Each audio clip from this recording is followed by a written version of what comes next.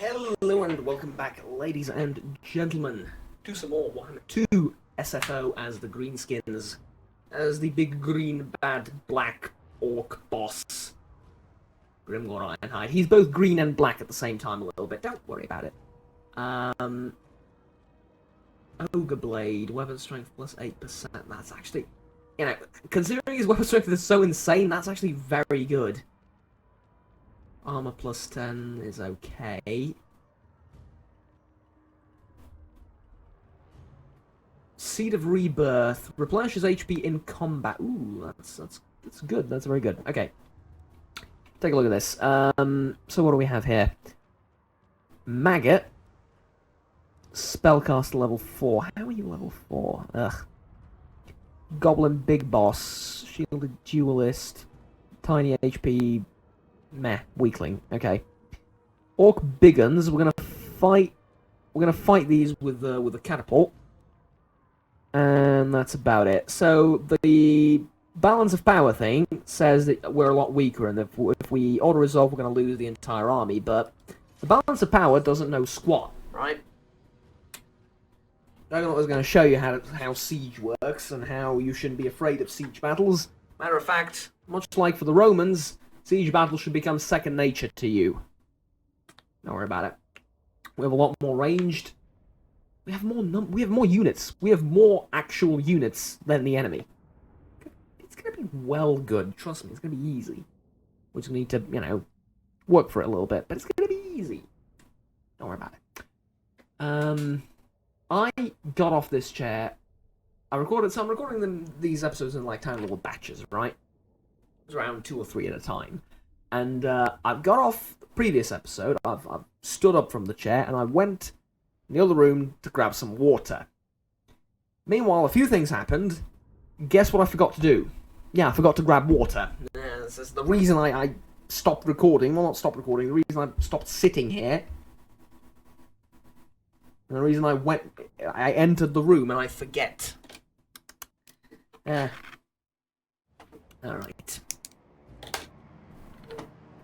Oh god, the visibility is absolutely terrible. Hey, it's gonna make uploading the video a lot more easier then, I suppose. Because the bitrate's gonna be smaller. Let's see. So what you want to do is you want to attack 2 towers. This bit is perfect, because towers are the most insanely overpowered piece of trash this game has seen, ever. So, basically, what you want to do is you want to just focus on attacking 2 towers, and, well, you want to pull off, basically, the Lord of the Rings on them, right? Good, good. So, start the battle. You see, we have less number-wise, but we have a lot more quality-wise. As, these orc boys will absolutely crush any and all opposition.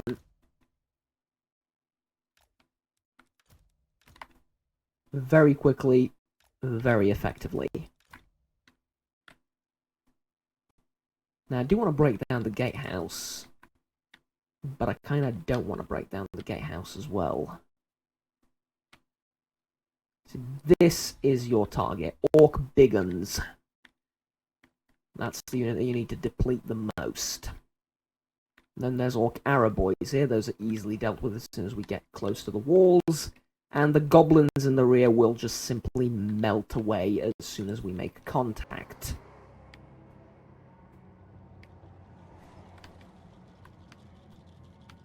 But what won't simply melt away as soon as we make contact is this right here.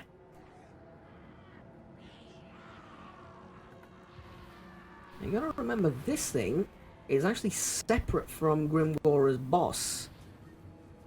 So they stack. Good god, they stack. Okay. Now, all things considered, let's use it right now, because it's 120 seconds recharge, and it does improve the speed of the units. Yeah. And we do want them to get close as soon as possible. Wait, why are my goblin throwers not firing?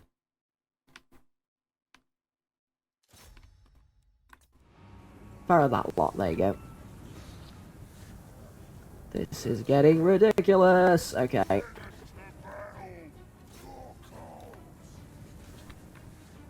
I'll send you over there because we have tons of units here. Send the healthier ones up first.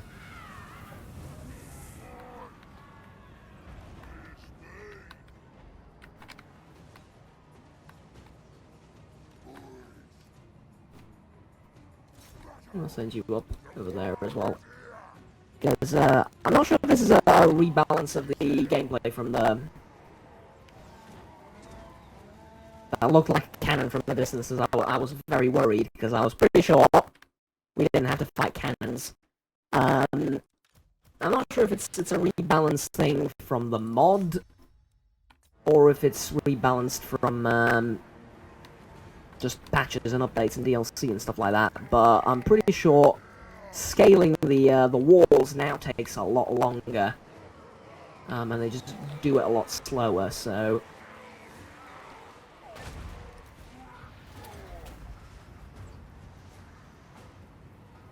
Oh, Grimgore, you're never gonna break that down, are you? Means I can't use my cavalry. Wow, cavalry is a bit of a generous term, I suppose, for what we have, but okay. Suppose we do need to differentiate between the different military branches, and again, military branches being a very, very generous term for what we have, but hey. Okay, most of the losses you're going to take is going to be during the climb. And during the tower bombardment massacre. Everything else is easy.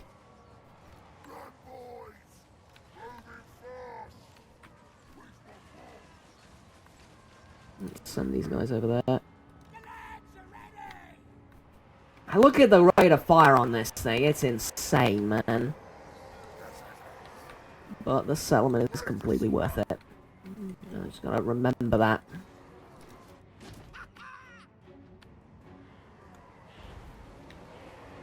We've managed to kill half this unit already with everything going on. Considering my input now is, let's be honest, fairly minimal.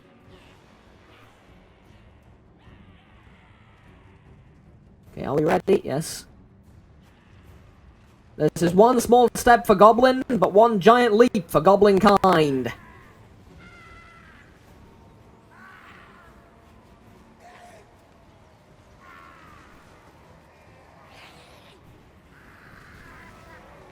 Hello! Oh, dear Lord in heaven. Alright, one more, and then I stop, I promise. One small step for man, one giant leap for goblin kind. Oink. Oh, shockingly enough, I'm getting better at those, actually. Okay. 128 kills, that's not a lot. Are there any gobos or any orcs in a particular direction?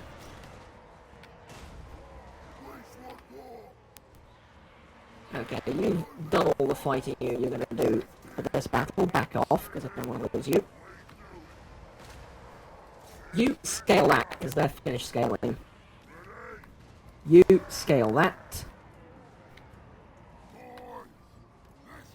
I'm pretty sure I've ordered you to scale something prior to this, but scale that, nonetheless. And I think we ought to be good.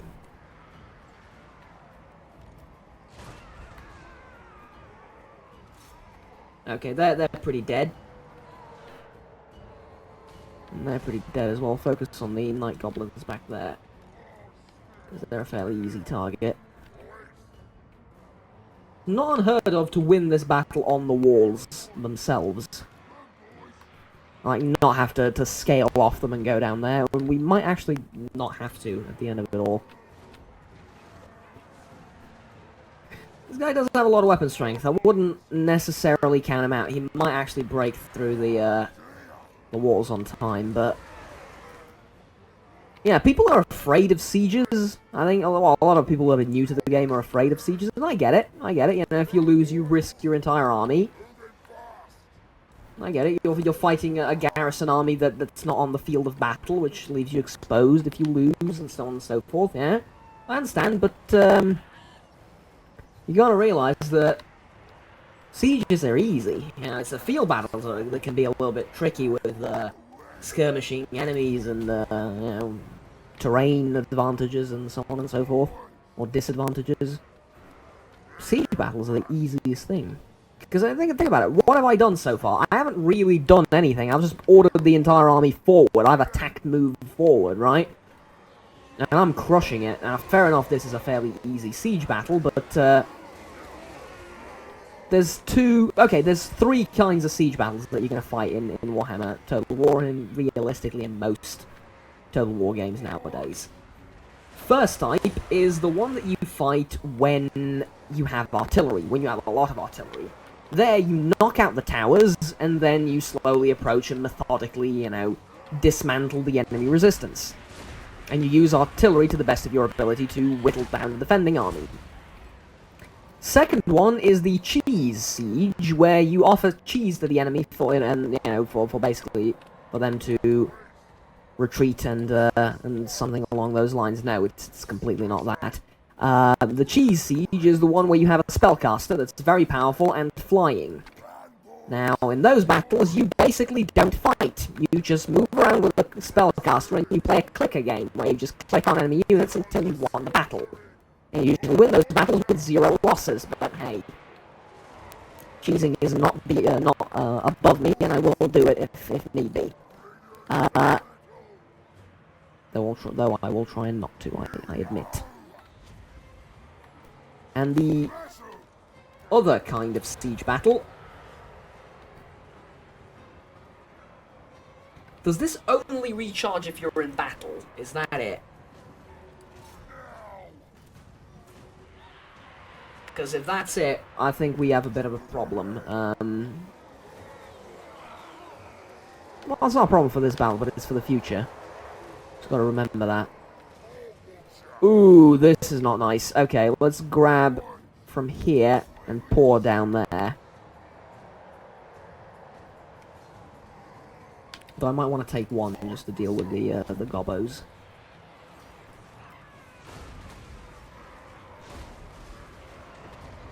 Now, you're doing good pummeling this general bit here, and I doubt you can reach those. Idiots, don't run away, or you're only going to make it worse. I love how there's occasionally goblin guts that fall down here to us, just so we can see them, you know, it's like, ah! Glorious.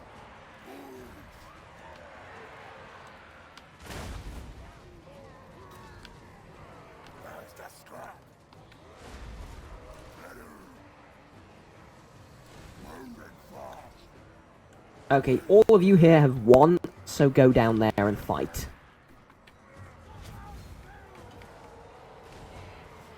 This is fine, you're winning, so that's fine. Gate, 73%. Just a little too slow, if I may quote. What was it? Need for Speed.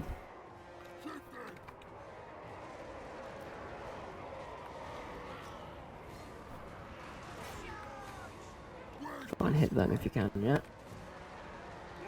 Because we've pretty much cleared this thing out. Very nice of them to paint themselves blue so we can differentiate between them very easily. If this unit, I was gonna say, if this unit doesn't have like 300 kills, I'm gonna be upset. Most of them are pretty low though. I'm not overly impressed with the performance of my troops. Mind you, they're basic units, they haven't been upgraded at all. Like, Lord upgrades or anything. Yeah, there you go. Oh, and it's pointless to continue, you just risk losing troops. in sieges. So as soon as the siege is over, as soon as all the enemy units break, just end it immediately.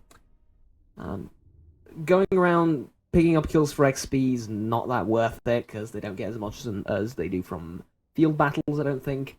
And yeah, it's not worth it.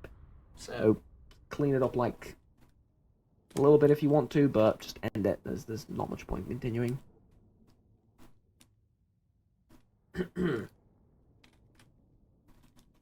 Right, so Karak 8 Peaks is ours, which means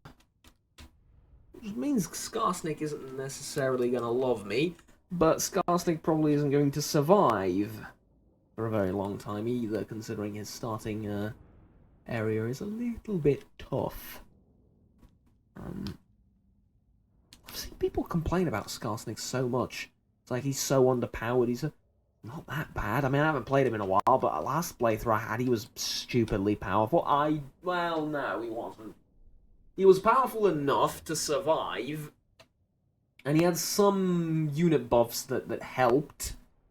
And I was mostly fighting Empire Spearmen, so I suppose that doesn't exactly help my judgment. And then as soon as he got to Karak 8 Peaks, I switched over to Wurgaz, the Great Green Prophet, and played it as a Greenskins playthrough with Wurgaz and the Savage Orcs. So yeah, I suppose fair enough, but we don't have that problem with Grimgor though. Grimgor is a boss from start to finish, much like his ability says. Cavalry got 0 kills on that one. That's just sad, cruel, and unusual. Only 369 on the Goblin Throwers, but they were hitting heavily armored units from start to finish, pretty much. So understandable. Archers did a good number. Goblin Archers did a lot more than the Arrow Archer, than the Orc Archers, which is a little bit strange, but alright. Are Goblin Archers better? No way. I understand that there's more of them, but... And it's not something that should be overlooked. But no, the game calculates that for you. Luckily, yeah, it does. The armor and... Well, not the armor, I don't think, but the... What is it, the armor? Yeah, the stats that you see are for the whole unit, basically, is what you need to understand. So if it says 1,000 HP, it's 1,000 HP for the entire unit, all of the single soldiers in the unit. If it says weapon damage 50, it's weapon damage 50 for the entire unit, right? Now it doesn't mean that a single soldier has weapon damage 50. It's distributed amongst them. How exactly, I'm not entirely sure, but I think it's relative as well.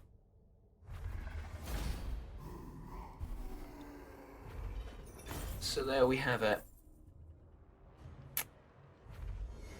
Oh, because the entire army is dead, it redistributes the kills to the rest of the units. Right. There you go. So there's literally no point in doing this. You're not gonna get hit by magic very often. Let's give it to the Wolf Riders, oddly enough, because they might get hit by something, and they're kind of squishy. Okay, raise for meat. Interesting. Now we're just gonna occupy it, and you're gonna be hearing that sentence quite a lot in the future. I'm gonna leave this. Yeah, I am. What does this do? Squigs. Okay, I'm not very interested in squigs.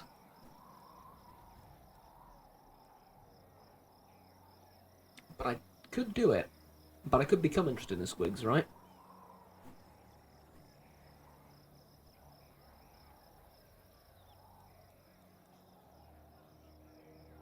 Let's leave it for now.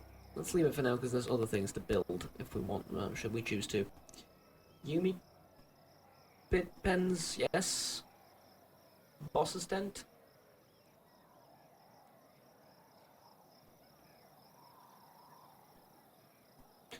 Boss's tent. Despair involves fighting.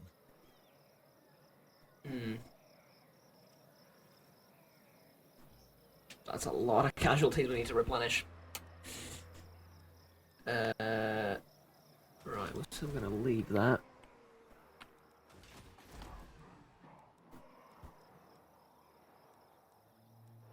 And over here...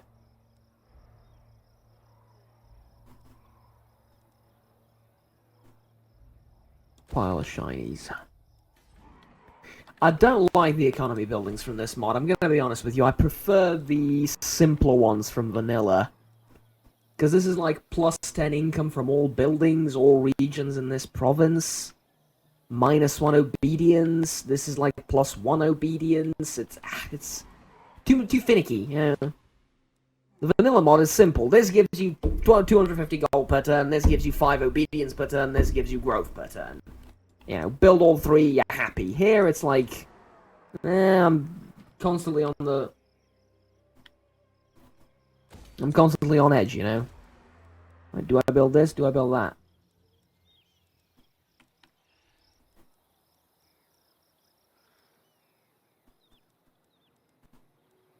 I suppose we build the beast's lairs. 4,000 gold, Jesus. Recruitment stuff is ridiculously cheap.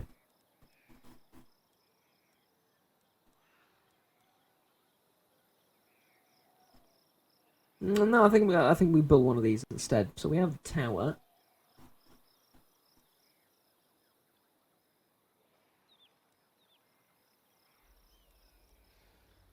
Gobbo tent. Yeah, Gobbo tent. It goes hand in hand with the squig theme that the settlement has. Okay, did we lose a unit? We did not. Excellent. But we can recruit big guns. Wait, why can we recruit big guns?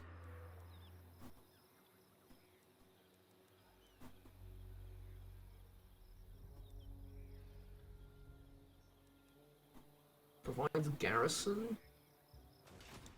Ready for murdering. What? I can recruit orc big guns. Why?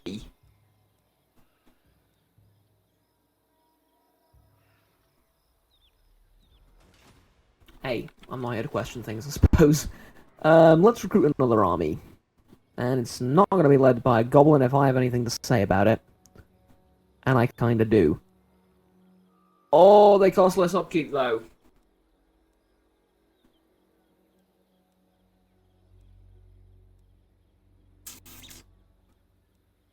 Ha. No, they don't, not really. What sort of spells do you have? If I remember correctly, it's mostly hexes, right? Yeah, that's not very good. I don't think this is true though, because it's opening up the wiki, and this is modded, so they have extra spells and stuff.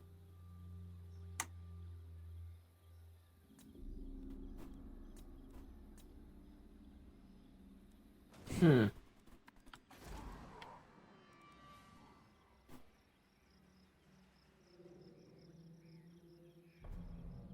I'm building up the economy to the point where I can support another army. I will be able to support another army soon. And ideally I'd send this army over here to take Karagdron. And then maybe like down here to start taking this land. Maybe do the quest battle as well. You'd have to do a room call, by the way. That's a beautiful thing about it. If he's otherwise engaged elsewhere, well, there you go.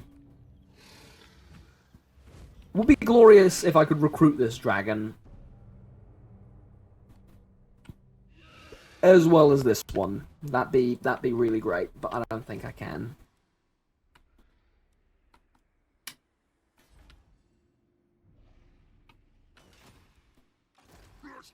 Yeah, Grimgor's going to do a lot of fighting down here, so we do need another army. Here, for example. Or I could recruit a hero too, and I will. I'll recruit an orc shaman.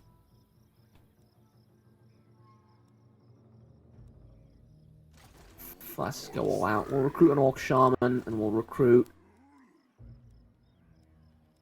an orc war boss, weapon master. Great. Love melee heroes. You're the ones gonna fight other heroes. As far as unit composition is concerned, it's gonna be fairly simple. You're gonna scout for him. There you go. Right, it's not gonna be a huge army immediately, but it'll grow eventually. I mean, this entire army is like 3,300 upkeep, and it's gonna subjugate half of the old world, or a quarter of the old world on its own, so... Fear me, ye mighty, and... What was it? Look upon...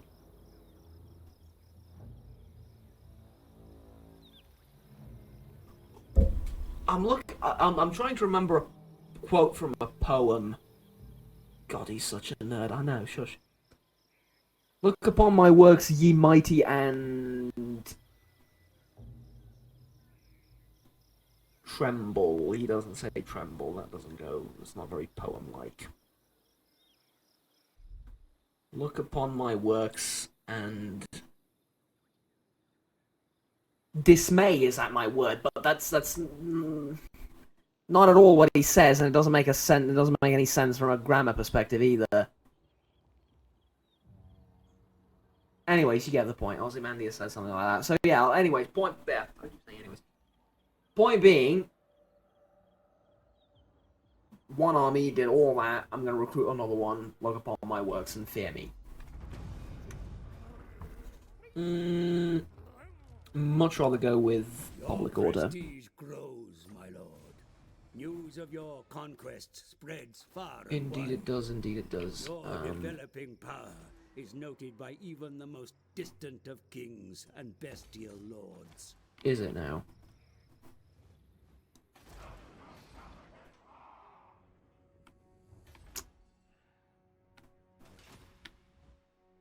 It would be smart to engage the dwarves down here, but not that smart.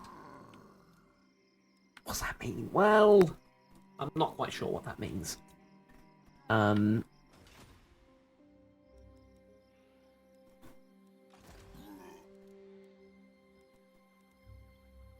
want to recruit some big guns. I can't afford them right now, let's be realistic. You can't afford all the big guns, not right now. Not right now. So, instead, what are we going to do instead? Well, even if there is no army in Karakron, which there probably is, you can't take it right now.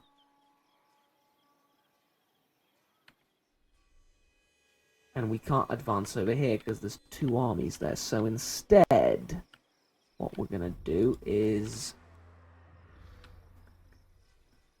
Oh, see, the great and glorious thing about Karak 8 Peaks is that it can withstand a siege from a full stack army, more than likely. But with the assistance of this army, it can withstand that siege. The Black Crag can definitely withstand that siege, especially because in 2 turns it's going to be the most unconquerable thing on God's green earth. Pun fully intended. Pun being green earth. So, have I ruined it enough? So, we're going to fight the dwarves next. Yeah. Because Karak Azul we're never going to take. Well, we're going to take it eventually, but the Black Iron Mine is probably empty. Spite Peak is down here, so that's nothing to worry about. We're going to take Grimgore, and we're going to take 1, 2, 3, 4 different settlements, all with one same glorious army, which is going to be very experienced and a lot better at its job later down the line, but we do need to replenish him for a little bit, so let's do that right now. And I also half expect my Green Tide level to go up a little bit. Oh, and yeah, I'm going to need the shaman as well. Plus, I don't have the world's greatest income, but I do have quite a lot of money piled up. So I can use that to upgrade the buildings while I'm off conquering the world. Are you going to declare war on me? I'm going to break the non-aggression pact. Fair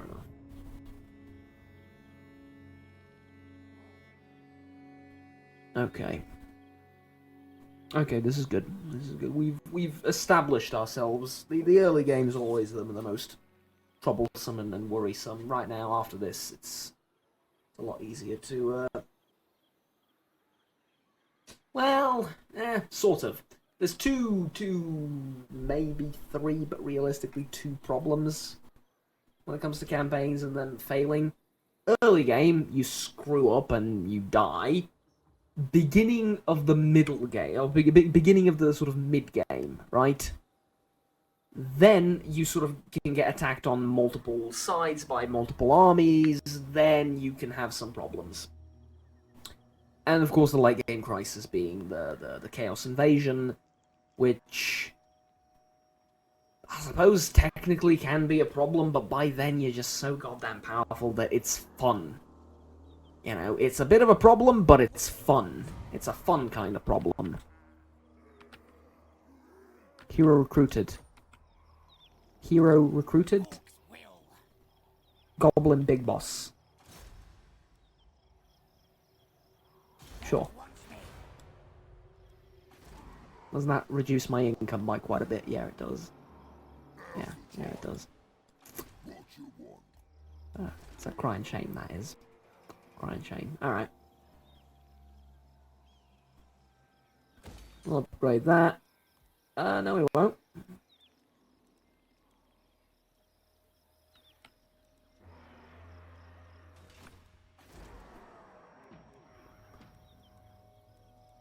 Thing is, he doesn't provide a garrison. Ooh, the boss's tent is a bit of an overkill. I'm messed up, I shouldn't have built that. That's way... that's overkill. Should have built the Hume thing. Hume pile. Yeah.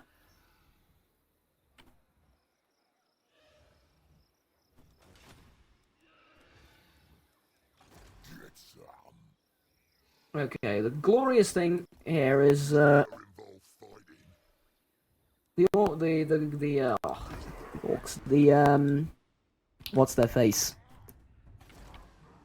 Dwarves don't know I'm about to go to war with them, so I can take Crooked Fang Fort by storm, basically.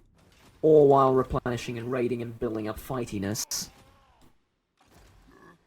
So that's great. I'm also going to need to raid a little bit with these guys. I can't just have them sit here for all eternity, but that's fine.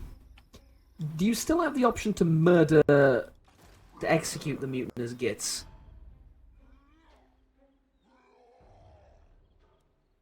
I'm assuming you do. It's a good option, it really is. You kill off half your army, but you get your fightiness back up.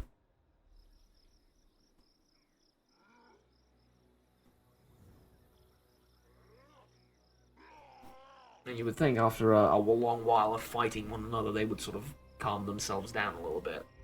But, I don't know, I'm not an orc. Add that on a list of things I wouldn't think I'd have to say today, but hey.